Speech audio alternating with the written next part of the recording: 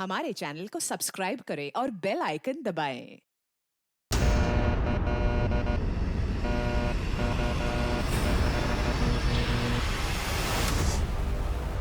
नमस्कार, मैं Ashutosh Rana crime petrol के इस नए अध्याय शातिर क्रिमिनल्स में आप सभी का हार्दिक स्वागत करता हूं। अपराध मात्र व्यक्ति का नहीं, बल्कि हमारे पूरे समाज की विफलता का प्रमाण है। स्त्री के अपने गुण होते हैं और पुरुष के अपने गुण होते हैं, लेकिन जब से समाज ने औरतों को पुरुषों से कम आंका है, तब से लेकर आज तक औरतें अपने बराबरी के हक के लिए संघर्षरत हैं। औरतों के साथ हो रहे अत्याचार कहीं ना कहीं पुरुष की मानसिकता का घोतक है कि वो औरत के साथ कुछ भी कर सकता है और औरत उसका कुछ भी नहीं बिगाड़ सकती।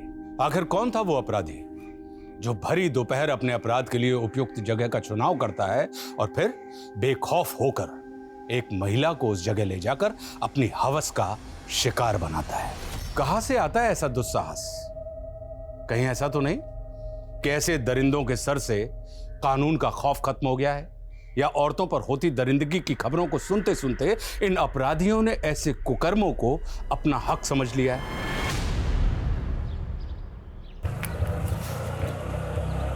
बस भैया, आजा मीता। ले भैया, ये भी ले, मिठाई लीजिए छोरा भाई। हाँ चल मीता, आज गृह प्रवेश है ना थारो। अच्छा रुक रुक रुक रुक, एक मिनट, रुक रुक रुक रुक रुक, एक मिनट।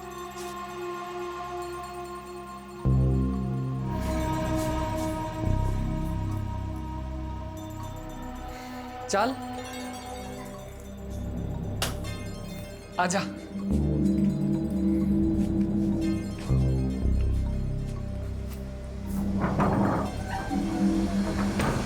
रुको रुको, क्या हुआ? मने दियो मैं। अरे तू आराम कर, मैं कर लूंगा। ठीक काम करोगे और मैं आराम ना। लाओ मने दियो और वो डब्बो लेकर आओ। अच्छा ठीक है।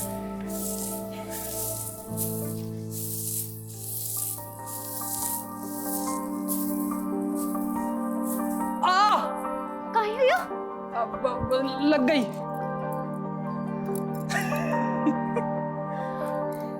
ये कर रहे हो? कोई आ जाएगा। शर्मा रही हो? मेरे से शर्मा रही है? देख, आज से हम दोनों एक दूसरे की परछाई हैं, एक दूसरे के सच्चे साथी, दुख में भी और सुख में भी, है ना?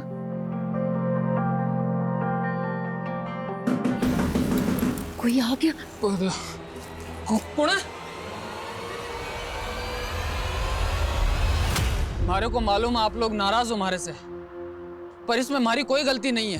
मैंने तो बस प्रीति की मदद की सरपंच जी के छोरे अंकुर के साथ भागने में। वे दोनों ब्याह करना चाहते थे एक दूसरे से। अरे झूठ मत बोल सुबोध, तू मेरी छोरी को बेला फुसला के ले गया था और जब उसे तेरी नियत का पता चला ना तो वापस आ गई। नहीं नहीं, ये सही नहीं है। आप चाहो तो प्रीति को बुला के पूछ लो। तू पंचों के सामने मेरी छोरी को बेइज्जत करना चाहे? नहीं आएगी वो यहाँ। सरपंच जी, एक बार अंकुर को बुला के तो पूछ लो ना, सब साफ साफ हो जाएगा। ये क्या कर रहे हो? तो सुनो, मेरे छोरे को बदनाम करता है। मारो इसे। नहीं नहीं नहीं, हमारी बात तो सुनो। मारो इसको, हाथ जोड़, मारो इसको।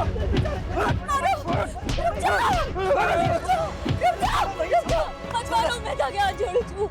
मत मारो, मत मारो, मत मारो।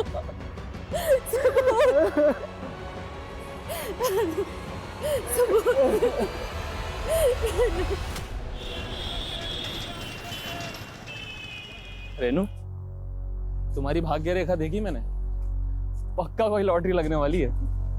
कुछ भी अनशन मत बोला। अरे अंडरस्टैंड नहीं बोल रहा हूँ, सच बता रहा हूँ। एक सेकंड रुको, ये देखो, ये जो रेखा है ना, इसमें साफ लिखा है कि तुम्हारी वे बहुत तेज चल रहा है। हीरो समझते अपने आप को? कौन है भाई आप? बताओ तुझे कौन है? क्या कर रहे हैं? क्यों? शादी मुझसे कर रही हो, मजे इसके साथ कर रही हो। शादी? क्या बोल रहा है रेनू ये? झंडू शादी मंगेतर है मेरी, अगर इसके आसपास भी दिखा ना तो तोड़ दूंगा। चल भाग जा, भाग जा। चल घर ड्रॉप कर देता हूँ, चल। हटो। इसमें रोने की क्या बात है रेणु? सही तो कहा आकाश ने, तेरा होने वाला पति है वो।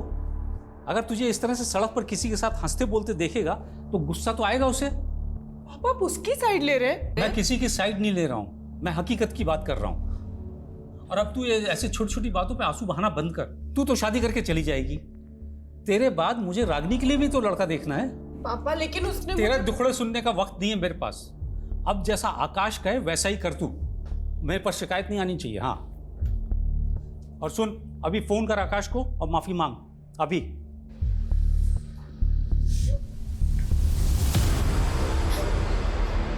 अरे बस ठीक हूँ मैं। अपनी हालत तो देखो, कितनी बुरी तरह मारा है उन लोगों ने।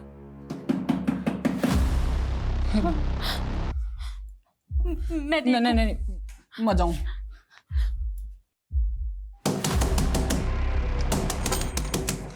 सुबोध, क्या हो गया?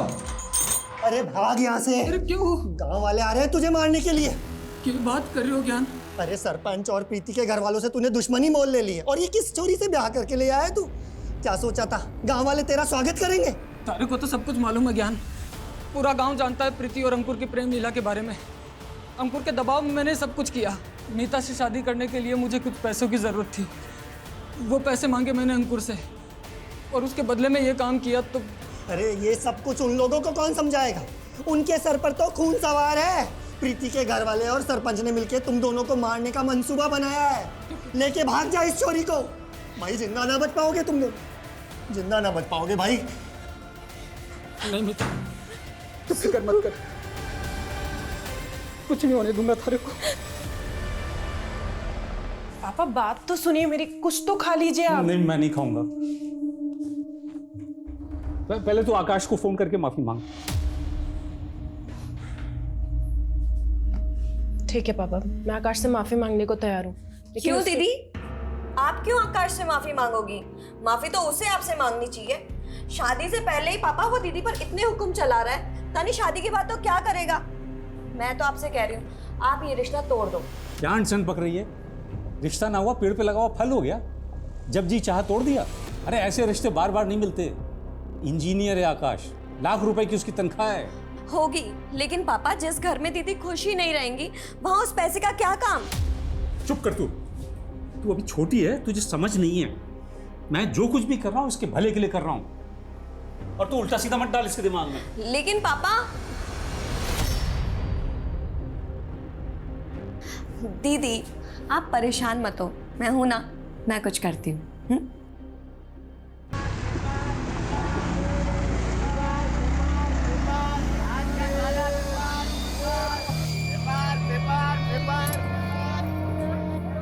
लो भैया, क्या देख रही है?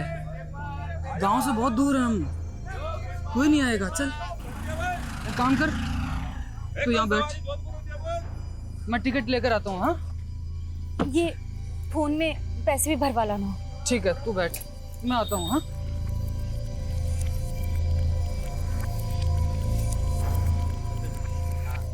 छोड़ूंगा नहीं। क्या नहीं छोड़ेगा? है हलवा समझा है क्या? आपकी वाला तो हाथ लगा के दिखा तो मेरे को सारा मेरे को धक्का दे रहा। मेरा मोबाइल चुराता है, मेरा मोबाइल चुराता है, मेरा मोबाइल चुराता है।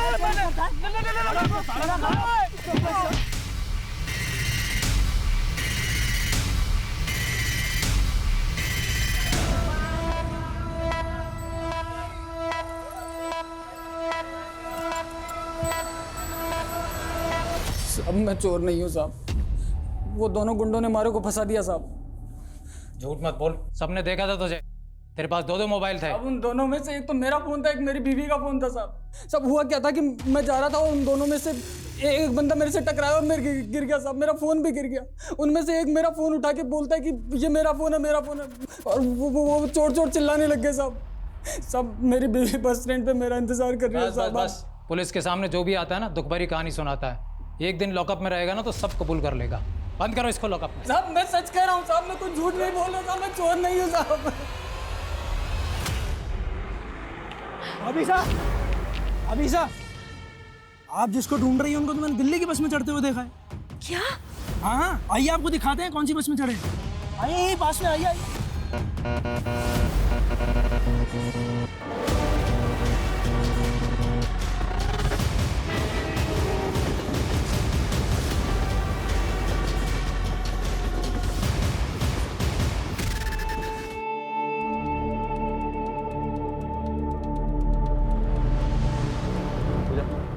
को कवर करो।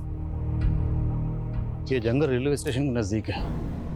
मुमकिन है कि विक्टिम यहाँ की रहने वाली ना हो और कातिल इसको यहाँ पर कत्ल करने के इरादे से ही लेकर आया हो। सर ये भी तो हो सकता है कि विक्टिम और कातिल एक दूसरे को जानते हो। सर ये देखिए सर, झाड़ियों में एटीएम कार्ड मिला है। देखो जरा किसका। सर एलएनसी बैंक का है, लेकिन इस पे कार्ड होल्डर का नाम नहीं लिखा हुआ। इस बैंक के नज़दीकी ब्रांच से कॉन्टैक्ट करो और कार्ड की डिटेल्स निकलो। सर ये देखिए।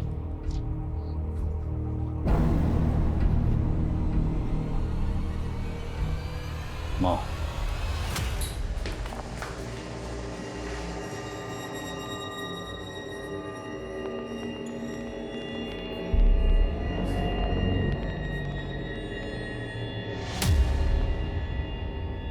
अच्छी लग रही हो।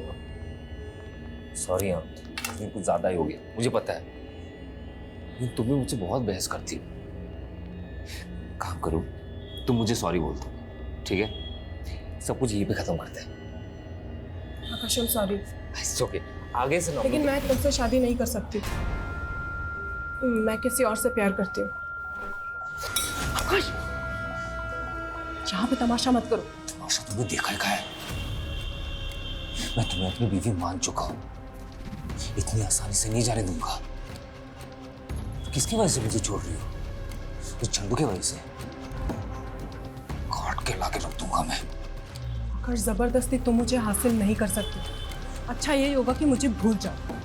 प्लीज मुझे मेरी जिंदगी अच्छे से जीने दो।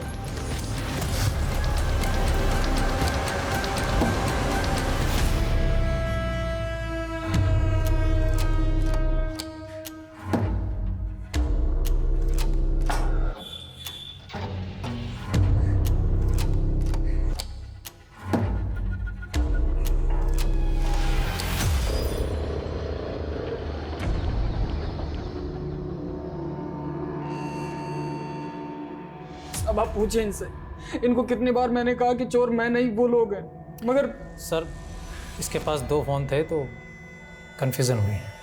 फिलहाल जाओ तो। Sorry sir. सब हमारी बीवी सर। तुम शांत हो जाओ, बैठो। बताओ क्या हुआ है? हमारी बीवी का कुछ पता नहीं चल रहा है साहब। आखिरी बार कहाँ देखा था उसको? जयपुर बस अड्डे पे साहब। और सर इन्हें ठगने वाले लोगों के बारे में भी हम पता लगा रहे हैं और काम करने के तरीके से लग रहा है जैसे कोई पेशेवर मुजरिम थे। सब हमारी बीवी का पता लगा लो साहब। सुबह तुम फिक्र मत करो, हम तुम्हारी बीवी को जल्द से जल्द ढूंढने की कोशिश करेंगे। ठीक है सर बॉडी की शिनाख्त अभी तक नहीं हो पाई है। हालांकि पोस्टमार्टम रिपोर्ट से पता चला है कि लड़की की उम्र 23 से 25 साल के बीच थी और सर लड़की की मौत बॉडी मिलने से 7 से 8 घंटे पहले हुई थी। पर बॉडी पर किसी भी तरह के डीएनए सैंपल्स नहीं मिले, शायद प्रोटेक्शन यूज किया होगा। और सर बॉडी में नींद की गोलियां भारी मात्रा में मिली है। सर हो सकता है कातिल का ये प्लान रहा हो, पहले नशे की गोलियां देकर लड़की को बेहोश किया, फिर उसके साथ फिजिकल हुआ और फिर उसको मार दिया। इसलिए बॉडी पर किसी भी तरह का रजिस्टिंग मार्क्स नहीं है। वो एटीएम की डिटेल्स कब तक आएंगे? सर बैंक मैनेजर से बात की है, कार्ड बहुत पुराना है इसलिए थोड़ा समय लग रहा है। जब तक कार्ड की डिटेल्स आती हैं, विक्टिम की तस्वीर दिल्ली एनसीआर के सभी थानों में भेजो। शायद कहीं कोई मिसिंग कंप्लेंट फाइल हुई हो। और इस टैटू को आसपास के जितने भी टैटू पार्लर्स हैं सब जगह दिखाओ और विक्टिम की तस्वीर सभी लोकल न्यूज़पेपर में दो। शायद कोई शिनाख्त के लिए आ गए। दीदी, आकाश से शादी ना करने का डिसीजन आपका एकदम सही है, लेकिन आप मेरी बात मानो तो अभी भी। रागिनी, मैं जानती हूँ तुझे मेरी फिक्र है, पर तुझे अब मेरी फिक्र करने की कोई ज़रूरत नहीं। अब मैंने तय कर लिया, मैं डर के नहीं जीने वाली। और वैसे भी अब मेरी ज़िंदगी में कोई और आ गया। कौन है वो? और कहीं उसी की वजह से तो तुमने संजीव को रिजेक्ट नहीं किया था। सच बताओ दी। Sanjeev, I am sorry. मैं जानती हूँ कि मुझे ये सब कुछ पहले ही बता देना चाहिए था, लेकिन मैं क्या करती, मेरे फादर बहुत स्ट्रिक्ट हैं। संजीव, मेरे कहने से शादी नहीं रुकेगी, सिर्फ तुम ही शादी को रोक सकते हो। प्लीज़ मुझे रिजेक्ट कर दो। ठीक है, मैं मना कर दूंगा। रेनू दी, उस दिन भी तुमने एक झूठी कहानी बनाकर इतना अच्छा लड़का हाथ से गवा दिया। तुझे संजीव की इतनी फिक्र क्यों हो रही है? टॉपिक मत बदलो दी। ये बताओ कोई लड़का है भी या नहीं, या फिर तुम इस बार भी कोई झूठी कहानी बना रही हो? दी बताओ ना कौन है वो। सही वक्त आने पर सब बता दूंगी।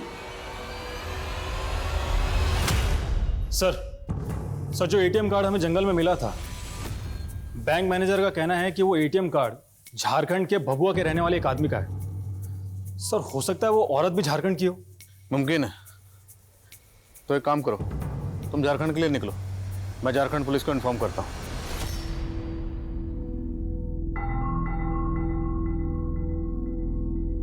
रेणु, कहाँ है तू? इधर आ, बाहर आ। जी पापा, क्या हुआ? क्या ये है? राजेश कौन है ये? पापा, राजेश मेरे पति का नाम है। क्या? तूने सच में शादी कर ली? कोई शादी वादी नहीं हुआ है अंकल। कह तो रहा हूं आपसे, सर्टिफिकेट नकली है ना? नहीं पापा, ये सर्टिफिकेट एकदम सच है। मेरी वाकई में शादी हो गई है।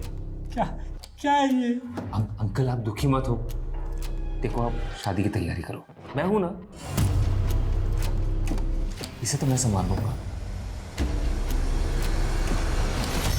तो जैसे गुंडे से कभी शादी नहीं करूंगी। निकल जा मेरे घर से बाहर, निकल जा, बाहर जा। अंकल, तेरी शादी आकाश से ही होगी।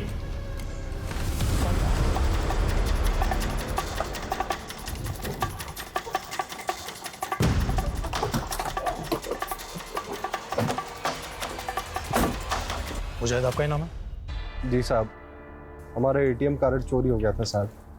हम पंजाब में जेसीबी चलाने का काम करते हैं। अभी 2 हफ्ता पहले जब हम दिल्ली बस अड्डे पे बस का इंतजार कर रहे थे, तभी अचानक एक आदमी आधम का।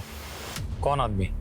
साहब, हम बस का राह देख रहे थे, तो आदमी हमसे आकर बोला कि हम भी झारखंड जाने वाले हैं। साहब, वो हमसे बतियाने लगा। हमें बाथरूम जाना था, तो वो हमसे कहने लगा कि हम संभाल लेंगे तुम्हारा सामान। हमने भरोसा कर लिया साहब उस पर और लौट गए। जब वहाँ लौट कर वापस आए तो ना तो वो आदमी वहाँ पर था, ना हमारा सामान। और उसी बैग में तुम्हारा एटीएम कार्ड भी था? अरे एटीएम कार्ड का साहब, हमारा पर्स, हमारा मोबाइल, पैसा, कपड़ा लत्ता सब कुछ उसी में था। मुझे तुम्हारा फोन भी चोरी हुआ था ना? जी साहब। उसका IMEI नंबर है तुम्हारे पास?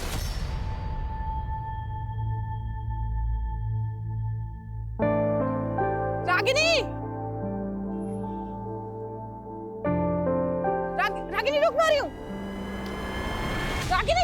रागिनी, अच्छा हुआ तुम मिल गई। रागिनी, मैं कल दिल्ली जा रही हूँ। मुझसे बात मत करो तुम। Ragini, I am so sorry, पर तू ही बताना मैं क्या करती। वो उस आकाश से शादी करके अपनी जिंदगी तो नहीं बर्बाद करती ना? पर मेरी कर दी ना। मतलब तुम तो चली गई, पर तुम्हारे किए की सजा मुझे भुगतनी पड़ेगी। रागिनी, एक मिनट, साफ साफ बता हुआ क्या है? आकाश बेटा। हाँ बाबा। मुझे माफ कर दे, मैं अपना वादा पूरा नहीं कर पाया। देखिए, जैसे हाथों की सारी उंगलियां एक जैसी नहीं होती, वैसे ही सारी औलादें एक जैसी नहीं होती। आप अपना वादा पूरा कर सकते हो अभी भी। मैं रागिनी से शादी कर लूंगा, अगर आपकी इजाजत हो तो। बिल्कुल, बहुत अच्छी बात कही तुमने। रागिनी, तू करेगी ना आकाश से शादी? तू आकाश से शादी करेगी? ये सब तुम्हारी वजह से हो रहा है। रागिनी, मेरी बात तो सुन।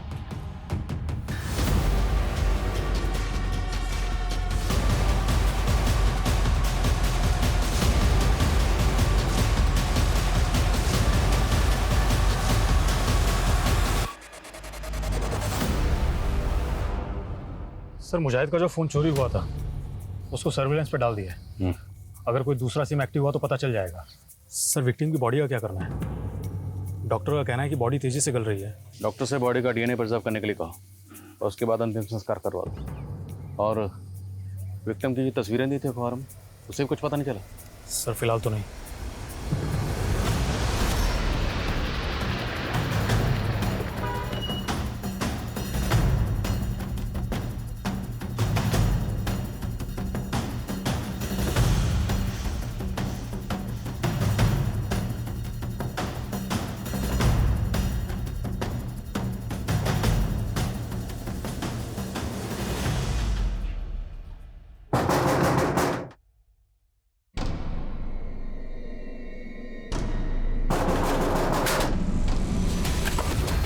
माफिया के चक्कर में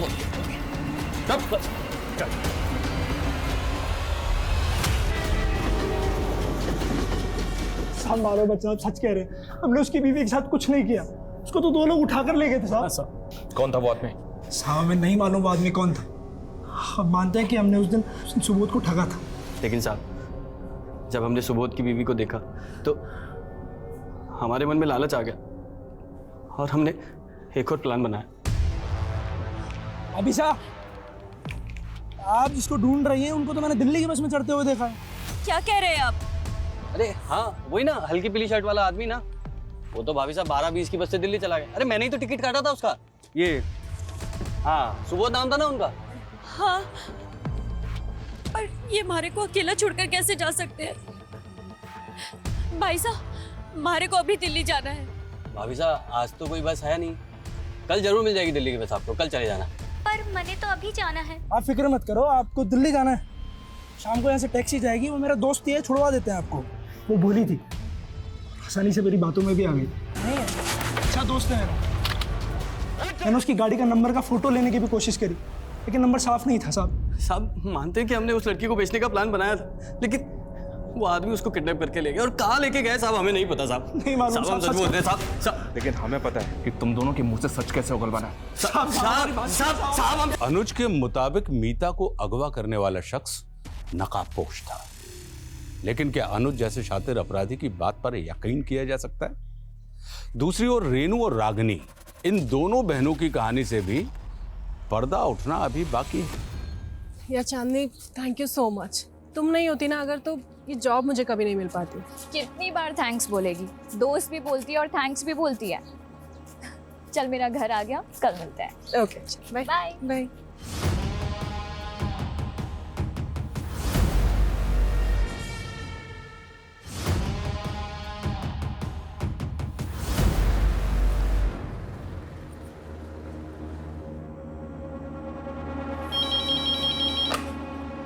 हेलो। हेलो पापा, मैं रेनू।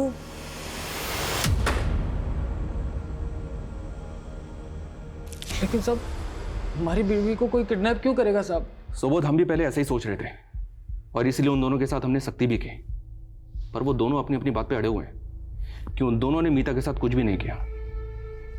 तुम हमें ये सोचकर बताओ, क्या मीता की किसी के साथ कोई दुश्मनी थी, आस पड़ोस में या कहीं और?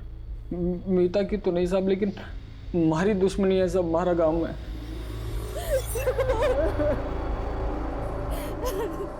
वो लोग मार देते साहब हमारे को जान से। तो तुम्हें लगता है कि प्रीति के फादर विजय और गांव का सरपंच मीता को अगवा कर सकते हैं? धोखा और दुश्मनी इंसान आसानी से नहीं भूलता साहब। कहीं उन लोगों ने हमारी मीता को। तुम चिंता मत करो, फिलहाल तुम घर जाओ, जैसे ही कुछ पता चलेगा हम तुम्हें बता देंगे। ठीक है साहब।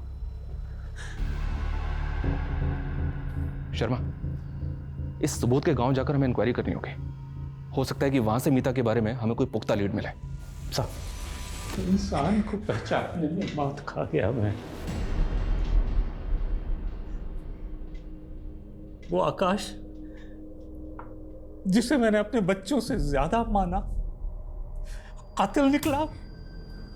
पापा, पुलिस ढूंढ रही है उसे, और अच्छा ही हुआ कि रेनू दीदी हम सबको छोड़कर चली गई, वरना उनकी जिंदगी तो बर्बाद हो जाती।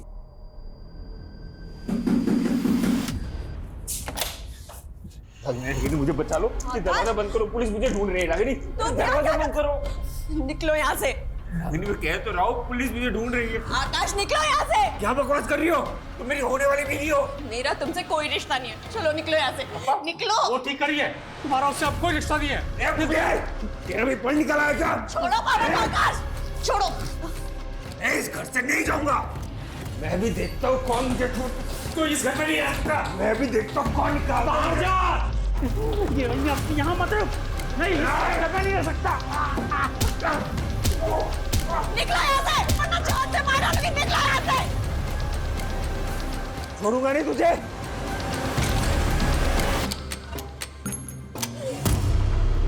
अरे नहीं साहब, हमारी दुश्मनी तो सुबोध से थी।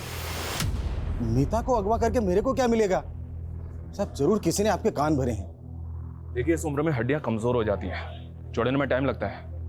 क्यों बेकार में तोड़वाना चाहते हैं? धमकियां किसी और को देना साहब, सरपंच हूं गांव का, नियम कायदे मैं भी जानता हूं। जब कह रहा हूं मीता को अगवा नहीं किया तो नहीं किया। कोई सबूत है आपके पास? सबूत हो ना तब आना। जयराम जी की।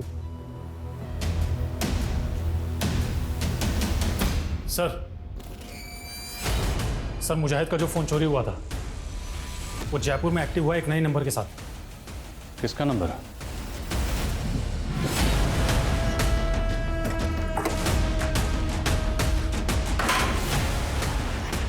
शुभम। हाँ। अरे लेकिन लेके चलो सर। अरे मैंने किया क्या है लेकिन? मारे को मत मारो साहब जी, मैं सब बता रहा हूँ। आपने मैंने वो फोन एक मोबाइल की दुकान से खरीदा था। वो आदमी सेकंड हैंड फोन बेचता है। वो फोन तुमने कौन सी दुकान से खरीदा था?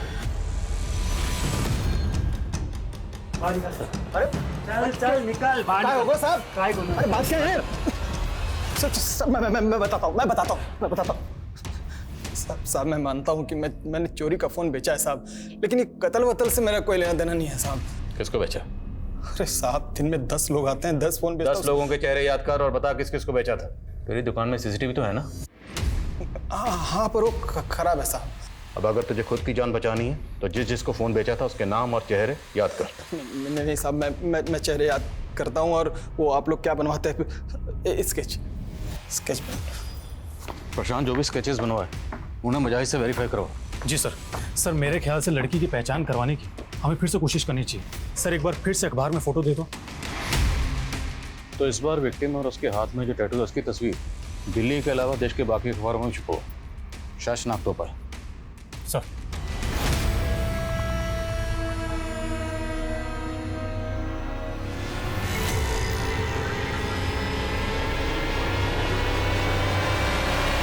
सर प्रशांत के बनाए स्केचेस में से एक स्केच को मुजाहिद ने आइडेंटिफाई कर लिया है।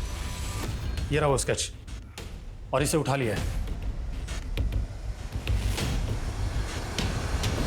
मैं मानता हूं कि मैंने मुजाहिद का सामान और उसका फ़ोन चुराया था साहब, पर वो सारा सामान मैंने प्रशांत को बेच दिया था साहब। तुमने जो मुजाहिद का सामान चुराया था उसमें मुजाहिद का एटीएम कार्ड भी था, और वो एटीएम कार्ड हमें एक लड़की की डेड बॉडी के पास मिला। वहाँ कैसे पहुँचा? मतलब तुमने पहले उस लड़की का मर्डर किया, सामान प्रशांत को भेजा, और वो एटीएम कार्ड तू गलती से वहीं भूल गया, है ना? साहब ये सच नहीं है साहब, मैं कोई खूनी नहीं हूँ साहब। मारे को तो ये चोरी भी मजबूरी में करनी पड़ी थी साहब। एक हफ्ते पहले मारे को भी वहीं पर लूटा था किसी ने, उसी जगह पर। हमारे पास तो जयपुर आने का भी पैसा नहीं था साहब, और मजबूरी में मारे को भी वही जुल्म करना पड़ा जो हमारे साथ हुआ था। इस टैटू को देख और बता, तूने ये टैटू किसी लड़की के हाथ में देखा था? नहीं साहब। अगर ये सबूत सच बोल रहा तो हमें इस केस को रीलुक करना पड़ेगा। हमसे कहीं ना कहीं कोई ना कोई चूक तो हुई है। सर सुबोध का स्टेटमेंट वेरीफाई करने के लिए मैंने प्रशांत को पुलिस स्टेशन बुलाया था, लेकिन उसका फ़ोन बंद आ रहा है। सर प्रशांत का घर और दुकान दोनों जगह चेक किया, दोनों जगह ताले लगे हुए हैं। खबरियों को काम पे लगाओ, लेकिन ढूंढो इस प्रशांत को। जी सर। इस प्रशांत ने भागकर कम से कम इतना तो साबित कर दिया कि इसका इस केस से कोई ना कोई ताल्लुक तो है। सर खबरियों ने पता लगाया कि मीता को जीबी रोड के एक ब्रोथल में बेचा गया। वो ब्रोथल मुन्नी नाम की एक औरत चलाती है। उसने बताया कि 5 महीने पहले मीता एक अपने कस्टमर के साथ भाग गई थी। एक काम करो, लोकल पुलिस की मदद से मीता की सर्चिंग शुरू करो। मैं तब तक उसके पति सुबोध को इन्फॉर्म करता हूँ। Okay sir.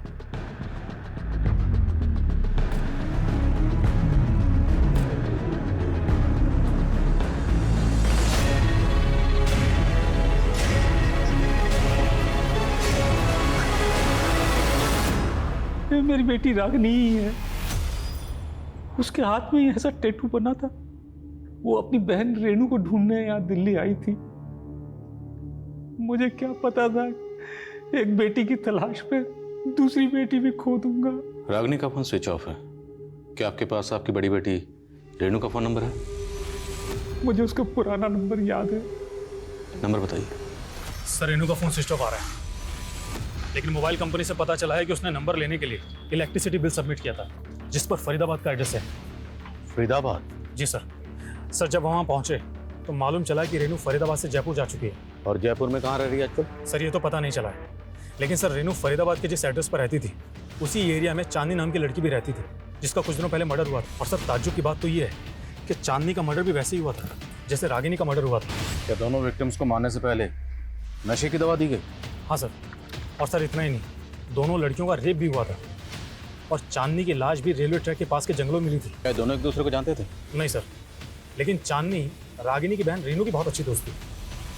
रेणु की बहन रागिनी का कत्ल ठीक उसी तरह से हुआ जैसे रेणु की फ्रेंड चांदनी का। माजरा क्या है? Sir come sir Ragini call records. Sir call records में एक नंबर ऐसा मिला है जिससे रागिनी रेगुलरली टच में थी। किसका नंबर है? सर नंबर तो फेक डॉक्यूमेंट से कर लिया गया है, लेकिन जिस फ़ोन में ये नंबर यूज़ हो रहा था वो डबल सिम स्लॉट वाला फ़ोन है। तो जाहिर सी बात है इस दूसरे सिम के डॉक्यूमेंट्स भी फेक ही होंगे। जी हाँ सर, लेकिन सर इंटरेस्टिंग बात तो ये है कि ये जो दूसरा सिम कार्ड है ये किसी और फ़ोन में एक्टिव था। ये हमारा पहला फ़ोन है जो कि डबल सिम स्लॉट वाला है। ये पहला सिम बंद है और ये जो दूसरा सिम है ये किसी दूसरे मोबाइल में एक्टिव है और ये दूसरा फ़ोन भी डबल सिम स्लॉट वाला है। जब हमने इसके IMI नंबर को ट्रेस किया तो पता चला कि इसमें एक तीसरा सिम यूज़ हो रहा था और ये तीसरा सिम अब किसी और फ़ोन में एक्टिव है। और सर ये सिम जिसके नाम पर रजिस्टर्ड है उसके बारे में पता चल गया है। कौन है वो? हमारी बात को भरोसा करो साहब, वो चोरी का फ़ोन था जो मैंने प्रशांत से खरीदा था। अब उसके पहले किसने इस्तेमाल किया, कब किया, मैंने क्या मालूम साहब। एक बार तुम पर भरोसा करके गलती कर चुके हैं, लेकिन वो गलती दोबारा नहीं दोहराएंगे। मर्डर केस है, जिस लड़की का कत्ल हुआ ना उसकी एक नंबर पर लगातार बात होती थी और जिस नंबर पर बात होती थी और जिस मोबाइल इंस्ट्रूमेंट में वो सिम इस्तेमाल होता था उस मोबाइल इंस्ट्रूमेंट के तार तेरे मोबाइल से जुड़ रहे हैं। इस बार सीधे सीधे पूछो, सीधे सीधे बता दे। अगर नहीं बताएगा ना तो उल्टा लटकाएंगे और इस बार इतना हाँ मारेंगे। तो मारो ना साहब, मारो, लेकिन सच यही है साहब कि किसी खून से मेरा कोई लेना देना नहीं साहब। हमारी तो किस्मत ही खराब है जो ये सारे दुख और ये मुसीबत एक साथ हमारी किस्मत में आ लिखे। और साहब अगर आप बोल रहे हो कि मैं खूनी हूं तो हमारी बीवी मीता को खूनी कौन है साहब? मतलब आप साहब बोल क्या कहना चाहता? साहब मेरी बीवी मीता का खून हो गया था साहब, और मैंने जयपुर थाने में रिपोर्ट भी लिखवाई है। आप चाहो तो पता कर लो। तो बहुत बुरी खबर है तुम्हारे लिए। तुम्हारी बीवी मीता को दिल्ली में एक कोठे पर बेचा गया था। हम उसे ढूंढ ही रहे थे कि हमें उसकी ये फोटो मिली। पानीपत में उसकी लाश मिली हमें। किसी ने उसका गला दबा के मार दिया था उसे। सर मुझे नहीं लगता सुबोध खूनी हो सकता है। मैंने पता किया है, इसकी वाइफ का मर्डर हुआ था और ये बात सच है। हालांकि चांसेस कम है पर फिर भी क्वेश्चनिंग करते रहो। प्रशांत के बारे में कुछ पता चला? सर तलाश जारी है। ढूंढो उसे। सर साला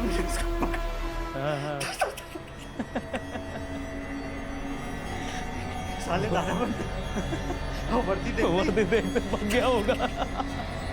साला पैंट क्या बात है।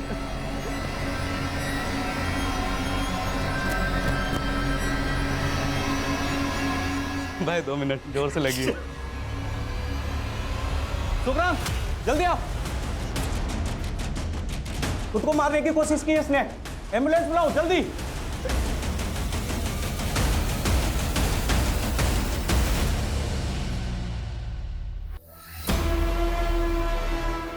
हेलो, हाँ मैं हॉस्पिटल में हूँ।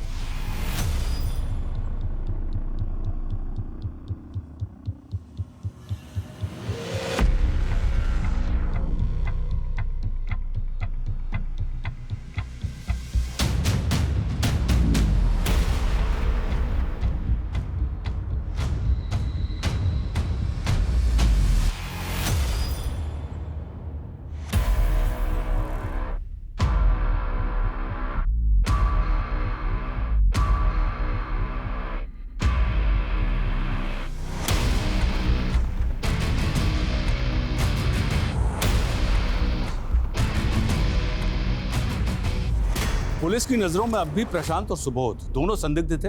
पुलिस ने सुबोध की फोटो कई रीजनल अखबारों में छपवाई। कई हफ्तों तक यह सिलसिला चलता रहा। अंततः पुलिस के हाथ कुछ ऐसा लगा जिसने इस केस का सबसे बड़ा खुलासा किया। एक ऐसा सच सामने आया जिसने सबको अचंभित कर दिया। सर इस सुबोध को तो हम निर्दोष समझ रहे थे, ये तो बड़ा ही शातिर निकला। अखबार में हमारे द्वारा सर्कुलेट की गई फोटो को देखकर कई पुलिस स्टेशन से फोन आए। सर बंगाल पुलिस ने तो इसे वांटेड घोषित किया है। दुर्गापुर में एक मर्डर किया था इसने। पर समझ में नहीं आई, सुबोध का नाम डेटाबेस में कैसे नहीं मिला? क्योंकि सर ये हर जगह फेक नेम से क्राइम करता है। बंगाल पुलिस में बादल नाम से केस रजिस्टर्ड है, बिहार में विनोद और एमपी में रघुराम। सर बंगाल केस में सुबोध ने एक फेक आइडेंटिटी क्रिएट की थी। अंजना नाम की एक लड़की को जंगल में ले जाकर नशे की दवाइयाँ दी, उसके साथ रेप किया और उसका मर्डर कर दिया। एक आई विटनेस की वजह से पकड़ा गया और 2 महीने तक जुडिशियल कस्टडी में था। सर जेल के इंचार्ज से मेरी बात हुई, उसका कहना है कि सुबोध जेल में चार्ल्स शोभरा जैसे सीरियल किलर्स की किताबें पढ़ता था और दूसरे कैदियों को भी सीरियल किलर्स की कहानी सुनाता था। Serial killer? इस सुबोध की दिमागी हालत मुझे कुछ ठीक नहीं लग रही। सर जेलर को भी यही लगता था, तो उन्होंने साइकेट्रिस्ट को कंसल्ट किया और साइकेट्रिस्ट का कहना था कि सुबोध सेक्स एडिक्ट है और उसके लिए वो मर्डर भी कर सकता है। अच्छा, इसकी जमानत तो हुई नहीं होगी, फिर ये छूटा कैसे? सर सुबोध ने वही तरीका वहाँ अपनाया जो उसने यहाँ अपनाया था। सुसाइड का नाटक करके अस्पताल में भर्ती होकर चकमा देकर भाग गया। अच्छा, सुबोध ने बंगाल के अलावा और कहाँ मर्डर किए? सर सुबोध ने कुल 11 मर्डर किए हैं, अलग अलग नाम से, और सब में विक्टिम औरतें थीं। गुजरात, मध्य प्रदेश, पंजाब, हरियाणा में भी मर्डर किए सुबोध ने। तो मतलब अगला मर्डर ये दिल्ली में नहीं कहीं और करेगा। ये कहीं ना कहीं तो अगले शिकार की तलाश में होगा। वर्मा, इससे पहले ही किसी और मासूम को अपना शिकार बनाए, ये सुबोध मुझे सलाखों के पीछे चाहिए। सर हेलो,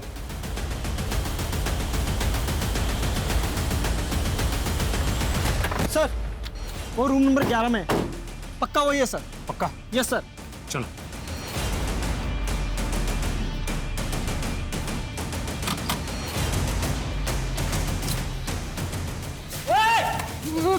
सुबोध, बहुत घुमा लिया तूने हमें, अब पुलिस स्टेशन चलने का समय आ गया। लेके चलो इसे।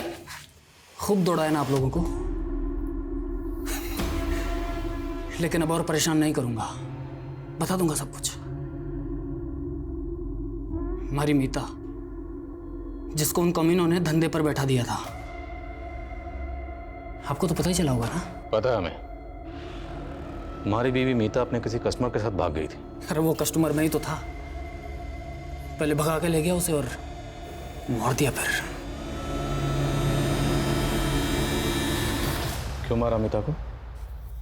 मैली हो गई थी ना साहब। मीता की मौत के बाद मानो मन नया जन्म मिल गया हो। सालों तक लोगों ने सताया मारे को, पर अब हमारी बारी थी। रेणु कहाँ? यहीं दिल्ली के त्रिनगर में शादी की थी उससे मैंने। और रेणु की बहन रागिनी, उसे क्यों मारा? रेणु के साथ उसे मार्केट में देखा था मैंने।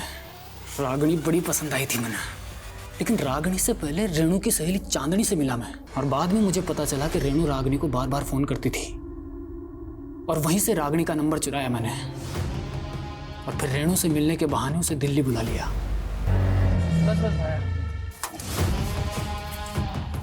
यहाँ पर किस लिए? यहीं से जाना पड़ेगा, वो पूरा घूम के जाएंगे तो टाइम लग जाएगा ना।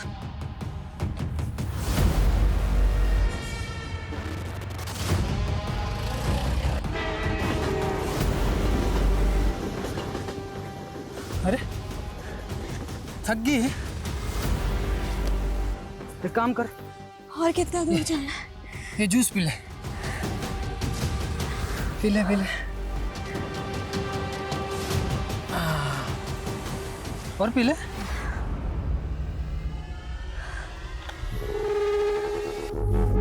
चलो।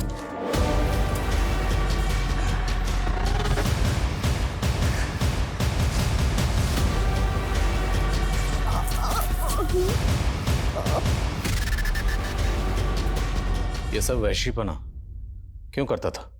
हमारे को भी शोभराज भैया की तरह अलग अलग लड़कियों को चखने का चस्का लगा था।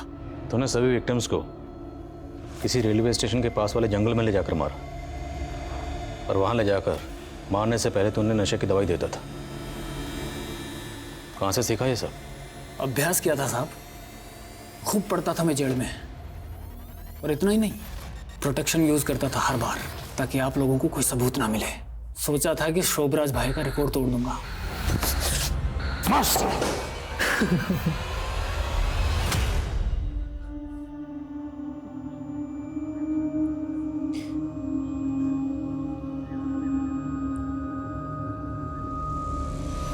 सुबोध ने अपने स्टेटमेंट में जो खुलासे किए थे वो काफी चौंका देने वाले थे। सुबोध एक कुख्यात अपराधी के किस्सों और कारनामों से काफी प्रभावित था। उस अपराधी को वो अपना आदर्श, अपना रोल मॉडल मानने लगा था और उसके जैसा बनने की सनक में वो ठीक उसी अंदाज में अपराध किया करता था। सुनने में कितना विचित्र लगता है ना, लेकिन अफसोस कि ये आज के युग की सच्चाई है। जिस तरह मनोरंजन के नाम पर खबरों को सनसनीखेज बनाकर हमारे सामने पेश किया जाता है, ये भी इसकी एक वजह है। न्यूज चैनल और अखबार में हमें अक्सर कुख्यात अपराधियों का महिमा मंडन सुनने को मिलता है, पढ़ने को मिलता है। एक भगोड़े व्यापारी से लेकर एक फ्रॉड बाबा की आलीशान जिंदगी को हमारे सामने एक रोमांचक कहानी की तरह पेश किया जाता है और युवा अक्सर ऐसे बैड बॉयज की कहानी से आकर्षित होते हैं और उनके जैसा बनने की चाह पालने लगते हैं। वो ये सच नजरअंदाज कर देते हैं कि इन सभी शातिर अपराधियों की जिंदगी सिर्फ एक छलावा मात्र है और कुछ नहीं। यह अत्यंत आवश्यक है कि आज का युवा अपने आदर्श सोच समझकर चुने। अब मैं आशुतोष राणा विदा लेता हूं आपसे। हम फिर से मिलेंगे एक ऐसी ही कहानी के साथ जो आपको रखेगी सतर्क और जिंदगी को सुरक्षित। तब तक अपना और अपने परिवार का ख्याल रखिए और देखते रहिए क्राइम पेट्रोल सतर्क। जय Hind. For more updates, subscribe to our channel, click the show links and enjoy watching the videos.